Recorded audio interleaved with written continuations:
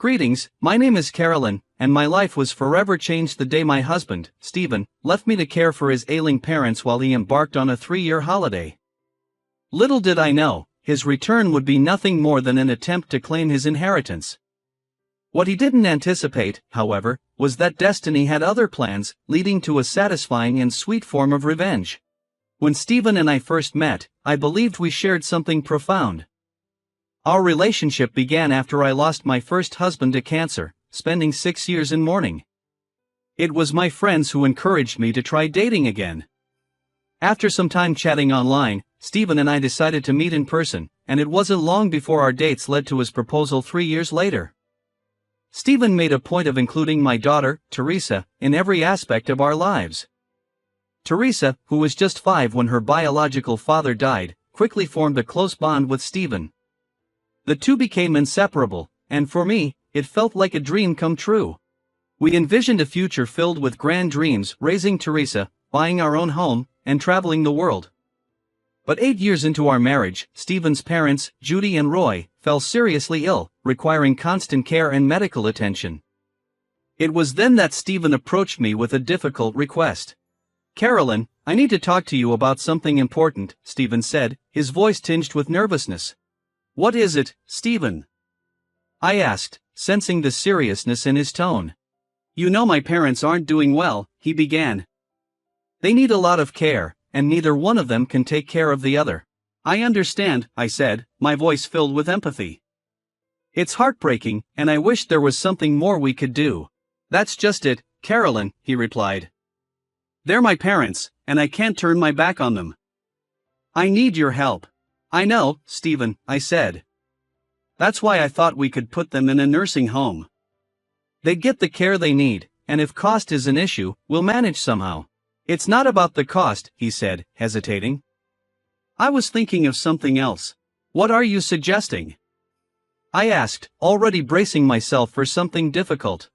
"Could we have them move in with us? I want to take care of them, but I need your help." I hesitated, feeling overwhelmed. Between work, taking care of Teresa, and everything else, it already felt like a lot. But Stephen reassured me. "Don't worry, Carolyn," he said. "You won't have to handle everything alone. I'll be here, putting in as much work as you are. I promise." Convinced by his words, I agreed. "Okay, let's do it. I care about Judy and Roy, and Teresa would love to have her grandparents close by." "Thank you, Carolyn. I won't let you down," Stephen promised. Having cared for my late husband, I wasn't unfamiliar with the demands of caregiving. Judy, suffering from a severe autoimmune disease, was bedridden and needed specialized care. Roy, with a chronic heart condition, required constant monitoring. Their health quickly became our top priority, and at first, Stephen seemed committed to sharing the burden with me. But over time, things began to change. The sleepless nights, hospital visits, and constant demands of caregiving took their toll on both of us. Yet, we pushed forward. But as weeks turned into months, Stephen's dedication waned. His missed medical appointments and growing disinterest became hard to ignore. It felt like I was the only one carrying the weight.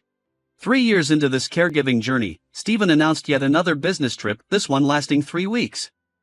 That was the final straw. "How can you just leave us now, Stephen?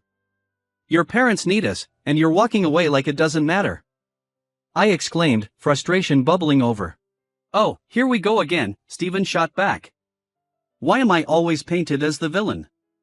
I have important work to do. It's not like I'm abandoning them forever." Teresa, upset, chimed in. "Dad, you can't keep doing this.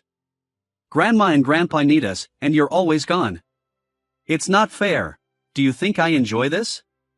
Do you think I don't understand the situation?" Stephen retorted, his voice defensive. "I have responsibilities too." "Responsibilities?" I questioned. "What responsibilities? You've been absent for so long. Meanwhile, your parents are getting worse, and you seem to not care. How dare you say that?" "I'm trying to balance everything, my career, our family." "It's not easy managing it all," Stephen argued. "It's not about balancing, Dad. It's about prioritizing. You should be here when your family needs you the most, but instead, you're always putting yourself first, Teresa said, her voice filled with emotion. I'm doing this for us. For a better future. Stephen claimed, but his words seemed hollow. A better future by abandoning your parents in their time of need? I countered. You're tearing this family apart. Teresa stood by my side, defending me. Mom has been here the whole time, taking care of Grandma and Grandpa. You're the one who's been absent. Teresa's right, Stephen. I've done everything I could to care for your parents, I said, my heart heavy. I thought you'd be here with me, but I was wrong. It was then I realized I had been carrying the weight alone for too long. The scales were tipping, and I was no longer going to let him walk away from his responsibilities. I said, my voice thick with sorrow, perhaps I'm tired of always putting others first. Maybe it's time I start prioritizing my own needs for once. It looks like you'll have to manage without me. Stephen's tone grew sharp, and his resolve was clear. Is this it then? You're just walking away from your parents? I asked, disbelief clouding my words. It's time I take a step back and reassess everything, Stephen said firmly. This isn't the life I envisioned for myself. I need space to think. Without another word, Stephen retreated to our bedroom, hastily packing his things. His departure left a deep void, a stark reminder of the growing fractures in our family. Teresa and I sat in silence, watching him go. After Stephen left, guilt washed over me in waves. I wondered if I was the cause of his decision, if somehow my actions had pushed him to this point. Night after night, Teresa and I cried, reaching out to him in hopes of reconciliation, but our efforts were in vain. What was supposed to be a short 3-week trip turned into months, further deepening our sorrow. Judy and Roy, devastated by their son's absence, saw their health decline even more, and my role as their sole caregiver became even more taxing. Hospital visits, managing medications, and keeping up with the household became my new normal. As months turned into a year, I resolved to move past my grief over Stephen's absence. My focus shifted entirely to caring for Judy and Roy, supporting Teresa, and navigating the overwhelming responsibilities that came with it. Though the weight was heavy, I found a surprising strength in the process. In Stephen's absence, I became the pillar of resilience for Judy, Roy, and Teresa. Over time, I grew in my caregiving role, becoming not only their family by marriage, but their primary caregiver and unwavering supporter. Our bond deepened, rooted in my dedication to their well-being. Teresa, despite her youth, proved to be an incredible source of support, offering empathy and comfort that transcended her years. Together, we formed a sanctuary of love amidst the chaos. 3 years after Stephen walked away, driven by his greed, he returned, seeking the inheritance left by his parents. However, he was unaware that things had changed during his absence. Judy and Roy, recognizing my commitment and love, had entrusted me with managing their finances and legal matters. They decided that the estate, originally intended for Stephen, would now go to Teresa and me. It was a profound gesture of trust and gratitude for all I had done, a decision that solidified our family bond and prepared us to face Stephen's return head-on. The journey had transformed us, drawing us closer and solidifying our commitment to one another above all else. I went above and beyond, not just fulfilling their requests but adding my own touch of care and attention, making me feel truly valued in the process. During the countless hours I spent reorganizing their documents and ensuring their comfort, I knew I was doing the right thing. Despite the circumstances, I wasn't inclined to leave Stephen with nothing. I understood the pressure caregiving could place on someone, and I thought it fair to offer him a modest portion of the inheritance as a gesture of goodwill. However, that decision was quickly overturned when the private investigator I had hired uncovered Stephen's actions during his absence. My choice to hire a detective wasn't made lightly. I had grown increasingly suspicious of Stephen's motives long before he left, especially as his disinterest in his parents grew and his excuses mounted. Trusting my instincts, I sought the truth, and what I discovered confirmed my worst fears. I decided to dig deeper. My investigation into our financial dealings uncovered several unexplained transactions made to an unidentified account. When I confronted Stephen about these findings, it sparked one of our most heated arguments. "Stephen, we need to talk," I began, my voice steady but firm. I've noticed some unusual financial transactions. Can you explain them to me? His response came quickly, defensive and sharp. Why are you prying into matters that don't concern you? It's none of your business. His tone raised immediate red flags. These transactions could affect your parents' welfare. It is my business too. Are you hiding something? I pressed, desperate for some transparency. Stephen's frustration boiled over. Stop interrogating me. Can't you just trust me for once? Trust you? I shot back. Your parents are dependent on us. If you're involved in something risky, it's my right to know. It affects all of us. Stephen waved me off. You're making a mountain out of a molehill, Carolyn. You always assume the worst. The tension in the room thickened. Don't you see? Your lack of interest in your parents, these mysterious transactions, they point to something amiss. We should be working together on this, Stephen. I tried to remind him of our shared responsibilities. He didn't budge. There's nothing to discuss, Carolyn. I'm sick of your accusations and meddling. Maybe it's best if I leave, he said, his words hinting at a drastic solution. Leave? I asked, stunned. You'd abandon your family just because you won't clarify something so simple? Is this who you are now? Stephen's patience had clearly run out. I can't stand your constant doubts and suspicion. If you can't trust me, maybe it's better if we part ways, he concluded, his words cutting deeper than any argument before. This confrontation laid bare the extent of Stephen's deceit and his diminishing involvement in his parental duties. His lack of transparency and growing detachment from his family only deepened the divide between us, making it clear that my vigilance was not misplaced. My decision to hire a private investigator had been driven by my growing suspicion of Stephen's actions, yet initially, the reports returned with mundane, everyday details, which left me feeling guilty. I wondered if I had made a rash decision based on unwarranted suspicion. Juggling my caregiving duties, raising my daughter, and dealing with this guilt, I eventually dismissed the investigator. But Stephen's sudden departure, without any explanation or communication, prompted me to rehire him. This time, I instructed the investigator to gather information quietly, keeping it on standby until I felt it was necessary. The decision almost slipped my mind, swallowed by the daily routine of caregiving, until Judy and Roy brought up their legal affairs, offering new insights. That's when I promised myself that if Stephen dared to return, he would face the consequences of his actions. True to my word, when Stephen returned, I was ready. He waltzed into our home as if his absence had left no lasting scars, ignoring his parents and barely acknowledging Teresa. His first words to me were demands for his share of the inheritance, as though nothing else mattered. Are you serious, Stephen? I asked, incredulous. Your first concern is the inheritance? No word for your parents, no acknowledgement of the pain your absence caused, just your claim to what you believe is yours? Stephen brushed it off, his tone dismissive. I left to pursue my interests. I'm back now to claim my inheritance. You should be grateful. Grateful for what? I retorted, my anger rising. Grateful for abandoning your parents when they needed you most? For leaving me to handle everything alone? You have some nerve. Stephen's cold response hit like a slap. You enjoy playing the martyr, Carolyn. I worked hard for that inheritance, and I have every right to it. Worked hard? I shot back. You call abandoning your suffering parents working hard?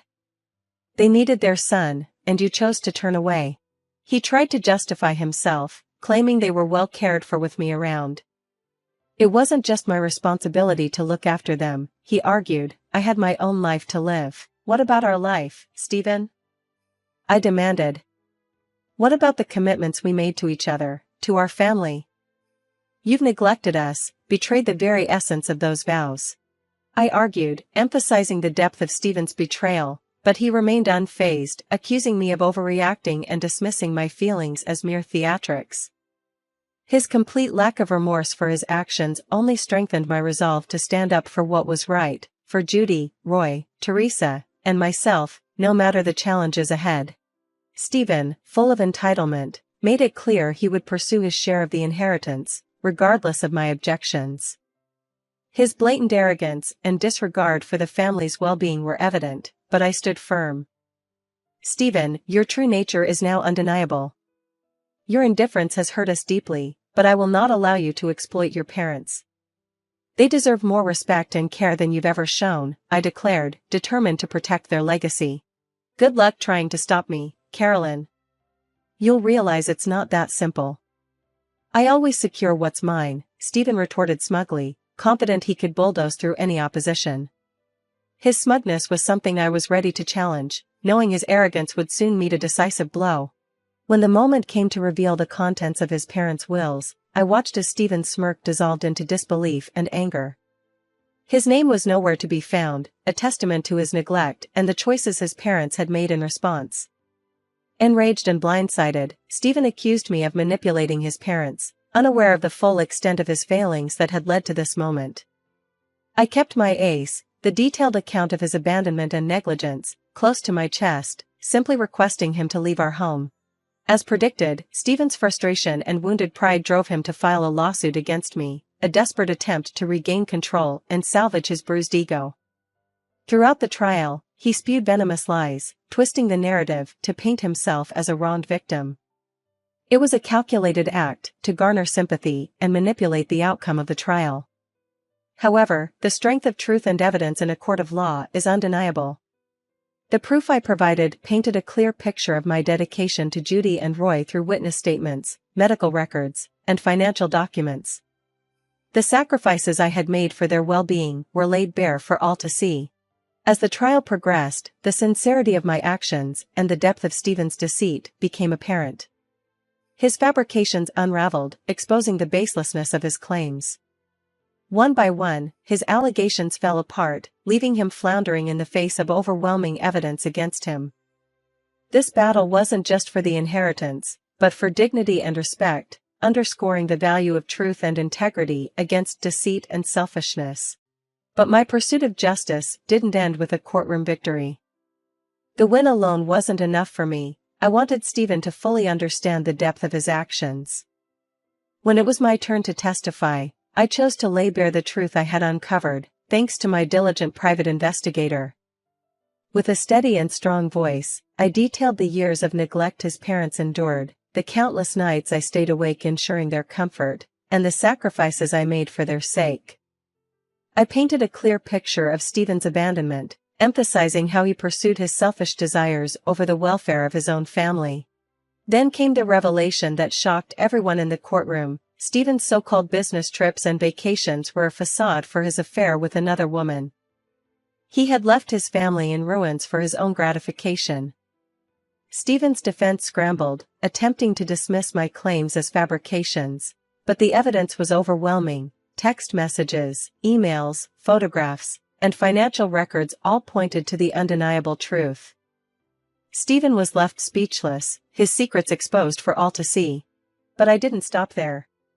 My lawyer introduced a surprise witness, Stephen's secret partner. The moment she took the stand, the color drained from Stephen's face, a clear sign of his guilt. It became evident that Stephen had not been fully honest with his legal team, as his lawyer's expressions fluctuated between disbelief and disapproval. I had learned that Stephen's partner was none other than an ex-girlfriend from before our time together. Upon discovering her identity and her role in Stephen's double life, I reached out to her, and we conspired to keep her involvement a secret until the trial to avoid arousing Stephen's suspicion. She agreed to testify against him, revealing their rekindled romance that had begun 4 years prior, their living arrangement under the pretense of a job transfer, and Stephen's false narrative of an impending inheritance. In a dramatic turn, she confronted Stephen in the courtroom, discarding the ring he had given her and severing ties with him publicly. The entire courtroom was shaken by the revelations, especially Judy and Roy, who were already weakened by their health conditions. They were visibly distraught by the betrayal, engulfed in a mix of disappointment and grief. This unveiling not only condemned Stephen's actions, but also highlighted the consequences of his choices, leaving a lasting impact on all who witnessed it. The truth, stark and unforgiving, had finally come to light, offering a semblance of justice to those wronged by his deceit. Winning the case wasn't enough for me. I felt Stephen needed to truly understand the impact of his actions. So, I stood up in court and shared everything I had learned from my investigator. I talked about the sleepless nights, the sacrifices I made to care for his sick parents. Then I revealed that Stephen had left us for another woman, shattering our family for selfish reasons. Stephen's lawyer tried to deny my claims, but we had solid proof, texts, emails, photos, and more, showing Stephen's true actions. When his affair partner was called as a surprise witness, Stephen was shocked. It seemed he hadn't been completely honest with his lawyer. I discovered the woman was Stephen's ex, and I reached out to her. We agreed she'd stay under the radar until the trial, to avoid suspicion. On the stand, she shared how Stephen had contacted her years ago, saying he missed her. They got back together, and he moved in with her, hiding the fact that he was married and had abandoned his parents. He even lied about expecting a big inheritance from his parents. In court, she confronted Stephen, threw her engagement ring at him, and told him to never contact her again. This revelation deeply affected everyone, especially Judy and Roy, who were already weakened by their illnesses. They felt a mix of disappointment and sadness, seeing the extent of Stephen's betrayal.